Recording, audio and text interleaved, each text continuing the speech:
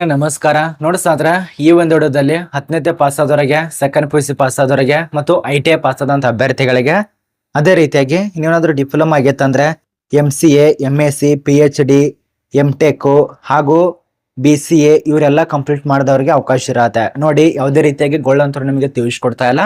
ಅಧಿಸೂಚನೆ ನೋಡಿ, ನಿಮಗೆ ಅಧಿಸೂಚನೆ ಪ್ರಕಾರವಾಗಿ ಮಾಹಿತಿ ಇರತ್ತೆ. ಇಲ್ಲಿ ನೋಡಿ, ಯಾವೊಂದು ಸಂಸ್ಥೆ, ಇಲ್ಲಿ ಸಂಸ್ಥೆ ನೋಡ್ಕೊಳ್ಳಿ. ಇದು ನಮ್ಮ ಒಂದು software technology parks of India, ಈ ಒಂದು ಸಂಸ್ಥೆಯಲ್ಲಿ ಅರ್ಜಿ ಕರೆದಿದ್ದಾರೆ. ಅದ ನಂತರ ಇನ್ನೊಂದು ಸಂಸ್ಥೆ ಇದೆ, ನಮ್ಮೊಂದು ಭಾರತೀಯ intelligent communication systems India limited ಅಂತೇಳಿ.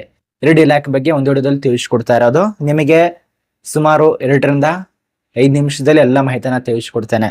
ಒಂದಕ್ಕೆ 8ನೇ ಪಾಸ್ ಆಗಿರಬೇಕು, 8ನೇ ಪಾಸ್ ಆಗಿರಬೇಕು, ನರ್ಸಿಂಗ್ ಅಟೆಂಡೆಂಟ್ ಅಂತೇಳಿ ಇದಕ್ಕೆ ಅಪ್ಲಿಕೇಶನ್ ಹಾಕಿ. ಅದ ನಂತರ ಉಳಿದಂತ ಪೋಸ್ಟು ಇದೇನಿದೆಲ್ಲ software technology parks of India limited ಅಂತೇಳಿ ಆಗಲೇ ತಿಳಿಸ್ಕೊಟ್ಟೇನಲ್ಲ, 10ನೇದಿಂದ ಡಿಗ್ರಿವರೆಗೆ ಅವ್ರ ಅಪ್ಲಿಕೇಶನ್ ಹಾಕಬೇಕು. ಎರಡರ ಬಗ್ಗೆ ಮಾಹಿತಿ ಇರತ್ತೆ, ಮಹಿಳೆಯರಿಗೆ ಇರತ್ತೆ, ಪುರುಷರಿಗೆ ಇರತ್ತೆ. ಕೊನೆಸನಕ ನೋಡಿ, ಮತ್ತು ಅರ್ಜಿ ಸಲ್ಲಿಸೋದಕ್ಕೆ ಅಂತರೂ ತುಂಬಾ ಖುಷಿಯ ವಿಚಾರ.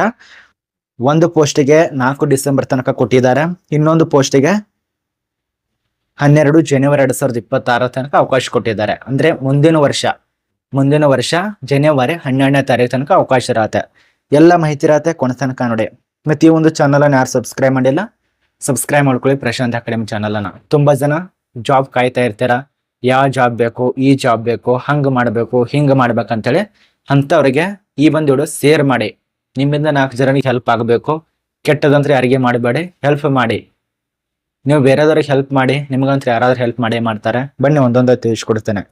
ಮೊದಲನೇದಾಗಿ ಈ ಸಂಸ್ಥೆ ಬಗ್ಗೆ ನೋಡೋಣ. ಯಾವುದು? Software technology parks of India ಅಂತೇಳಿ. ಈ ಒಂದು ಟೆಕ್ನಾಲಜಿ ಲಿಮಿಟೆಡ್ ಬಗ್ಗೆ ಸ್ವಲ್ಪ ಮಾಹಿತಿಯನ್ನ ತಿಳಿಸ್ಕೊಡ್ತೇನೆ. ಇದು ಎಂಪ್ಲಾಯ್ಮೆಂಟ್ ನೋಟಿಸ್ ಆಗಿರತ್ತೆ. ನಾನು ಮುಂಚಿತವಾಗಿ ತಿಳಿಸ್ಕೊಡ್ತಾ ಇದ್ದೇನೆ. Employment notice number 2 2025-26. ಈ ಒಂದು ಎಂಪ್ಲಾಯ್ಮೆಂಟ್ ನೋಟಿಸ್ಗೆ 12 ಜನವರಿ 2026 ಇಲ್ಲಿ ತನಕ ಅವಕಾಶ ಇದೆ ನೋಡಿ. ಇಲ್ಲಿ ಯಾವ್ಯಾವ ಪೋಸ್ಟ್ ಖಾಲಿ ಇದಾವೆ ಸ್ವಲ್ಪ ನೋಡಿ. ಪೋಸ್ಟ್ ಕೋಡ್ ಕೊಟ್ಟಿದ್ದಾರೆ, ಅದ ನಂತರ ಪೋಸ್ಟ್ ಆಫ್ ನೇಮ್ ಕೊಟ್ಟಿದ್ದಾರೆ.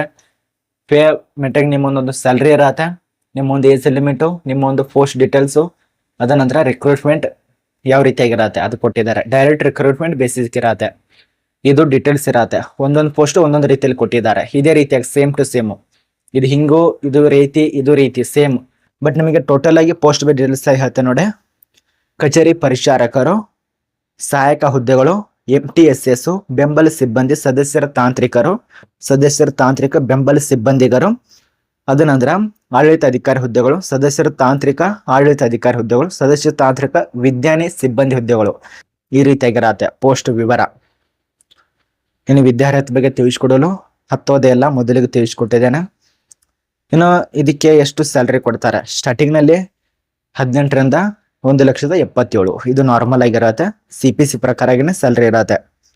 ಅದ್ರ ಬಳಿಕ ಅರ್ಜಿ ಶುಲ್ಕಗಳು ಗುಂಪ್ ಎ ದವರಿಗೆ ಬೇರೆ, ಗುಂಪ್ AB ದವರಿಗೆ ಬೇರೆ. ಇಲ್ಲಿ ಎಲ್ಲ ಒಂದು ವರ್ಗದವರಿಗೆ 1,000 ತನಕ ಅನುವಾಗತ್ತೆ. ಇತರೆ ಎಲ್ಲ ವರ್ಗದವರಿಗೆ 500 ರೂಪಾಯಿ ತನಕ ಅನುವಾಗತ್ತೆ. ಇಲ್ಲಿ ಪಾವತಿ ವಿಧಾನ NEFT ಇದ್ರ ಮೂಲಕ, ಈ ಒಂದು ವಿಭಾಗ ಮೂಲಕ, ಅಂದ್ರೆ NEFT ವಿಭಾಗ ಮೂಲಕ, ಅದ ನಂತರ RTGS ವಿಭಾಗ ಮೂಲಕ ಪಾವತಿ ಮಾಡಬೇಕು. ಇಲ್ಲಿ ಆನ್ಲೈನ್ ಆಫ್ಲೈನ್ ಯಾವುದೇ ರೀತಿ ಮೆನ್ಷನ್ ಮಾಡಿಲ್ಲ ಇವರು. NEFT ಅದ ನಂತರ RTGS ಅಂತೇಳಿ ಈ ಒಂದು ಮೂಲಕ ಪಾವತಿ ಮಾಡಿ. ಇದು ನನಗೇನು ಗೊತ್ತಾಗ್ತಲ್ಲ, ಇದನ್ನ ನಿಮ್ಗೆ ಗೊತ್ತಿತ್ತಂದ್ರೆ ಕಮೆಂಟ್ ಮಾಡಿ. ಹಿಂಗಂದ್ರೆ ಏನು, ಇದರ ಫುಲ್ ಫಾರ್ಮ್ ಏನಂತ ಕಮೆಂಟ್ ಮಾಡಿ.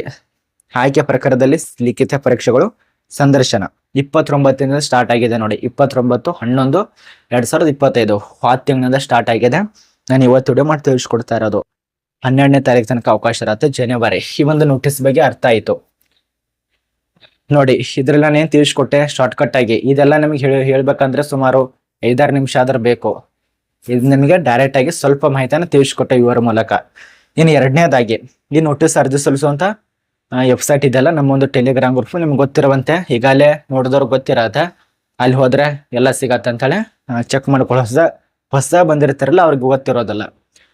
ಇವರೆಲ್ಲ ತಿಳಿಸ್ಕೊಡ್ತಾರೆ, ಬಟ್ ನೋಟಿಸ್ ಗೊತ್ತಾಗಲ್ಲ. ಆದ ಕಾರಣ ತುಂಬಾ ಜನ ಕನ್ಫ್ಯೂಸ್ ಆಗ್ತಾರ ನೋಡಿ.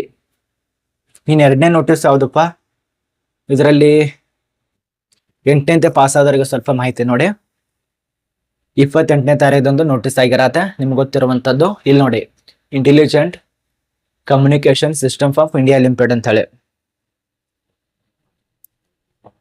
ಇದು ನಿಮಗೆ ಅರ್ಥ ಆಯ್ತು. ಎರಡೇ ಪೋಸ್ಟ್ ಇರತ್ತೆ, ದೆಹಲಿಯಲ್ಲಿ ಕೆಲಸ, ನರ್ಸಿಂಗ್ ಅಟೆಂಡೆಂಟ್ ಅಂತ ಹೇಳಿ. ಪೋಸ್ಟ್ ಹೆಸರು ಎಲ್ಲೈತಿ, ಇಲ್ಲಿದೆ ನೋಡಿ. ಎರಡೇ ಪೋಸ್ಟ್ ಬಗ್ಗೆ ಆಗಿರತ್ತೆ. ಇದು ಕೂಡ ನರ್ಸಿಂಗ್ ಅಟೆಂಡೆಂಟ್ ಅಂತ ಹೇಳಿ. ಇದಕ್ಕೆ ಅಪ್ಲಿಕೇಶನ್ ಹಾಕಿ. ಇದಕ್ಕೇನು ವಿದ್ಯಾರ್ಹತೆ ಆಗಿರಬೇಕು, ನಿಮಗೆ 18,000 ತನಕ ಸ್ಯಾಲ್ರಿ ಇರತ್ತೆ. 18,456 ರೂಪಾಯಿ. 8ನೇದೇ ಪಾಸ್ ಆಗಿರಬೇಕು. ಇದು ಗೌರ್ಮೆಂಟ್ ನೋಟಿಸ್ ಆಗಿರತ್ತೆ, ನಿಮ್ಗೆ ಯಾವುದೇ ರೀತಿಯ ಗೊಳ್ಳಲ್ಲ. ಗೌರ್ಮೆಂಟ್ ನೋಟಿಸ್ ಆಗಿರತ್ತೆ. ಮತ್ತೆ ಎಕ್ಸ್ಪೀರಿಯನ್ಸ್ ಕೂಡ ಇರಬೇಕು. ಹಾಸ್ಪಿಟಲ್ ನಲ್ಲಿ ನರ್ಸಿಂಗ್ ಆಗಿ ನೀವು ವರ್ಕ್ ಮಾಡಿರ್ಬೇಕು 2 ವರ್ಷದ ತನಕ. ಒಟ್ಟಾರೆ ಹಾಸ್ಪಿಟಲ್ ನಲ್ಲಿ 2 ವರ್ಷದ ಕೆಲಸದ ಅನುಭವ ಬೇಕಾಗತ್ತೆ. ಅಂತವ್ರ ಅಪ್ಲಿಕೇಶನ್ ಹಾಕಿ. ವಯೋಮಿತಿ 18ರಿಂದ 35 ಅವ್ರು ತಿಳಿಸ್ಕೊಟ್ರಂತ ಮಾಹಿತಿ.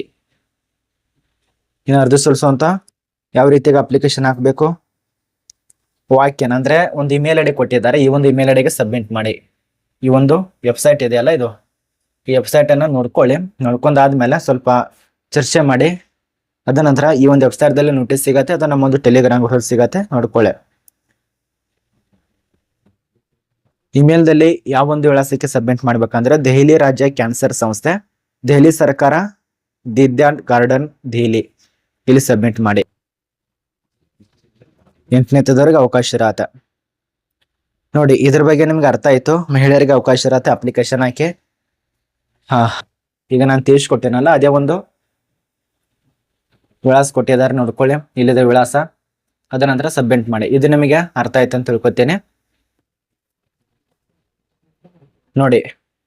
ಇನ್ ಟೈಮ್ ನೋಡಿ, ಡೇಟು 4/12/2025 ತನಕ ಅವಕಾಶ ಇರತ್ತೆ. ಅಂದ್ರೆ ಸಂದರ್ಶನ ದಿನಾಂಕ ಹೋಗುವಂತ ಸಂದರ್ಶನ 10 AM ದಿಂದ 12 ತನಕ ನಿಮ್ಗೆ ಅವಕಾಶ ಕೊಟ್ಟಿದ್ದಾರೆ. 4ನೇ ತಾರೀಕು ಹೋಗಿ. ಅದ ನಂತರ 4